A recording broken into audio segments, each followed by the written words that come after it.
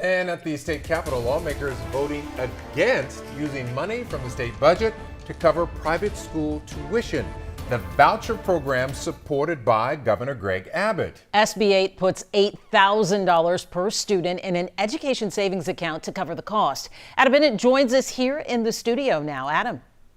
Well, Mia, the governor says this is about giving parents more choices in their child's education. But as you mentioned, within the last hour, the road to the governor's desk just got a lot tougher for this bill because lawmakers in the House just voted to ban state funds from going to school vouchers.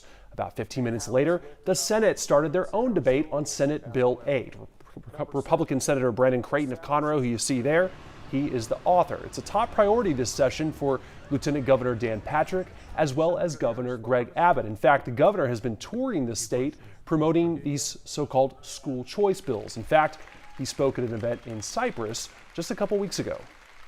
My job is to make sure we get across the finish line a piece of legislation that will return mom and dad to being in charge of their child's education in the great state of Texas.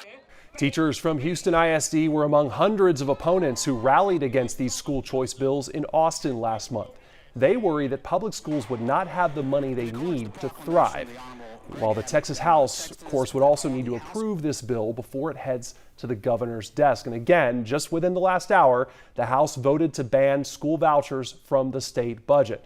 Now, while Governor Abbott could veto that specific part of the budget, it does suggest a major hurdle ahead in the House for SB 8 if the Senate passes it tonight as expected. Mia?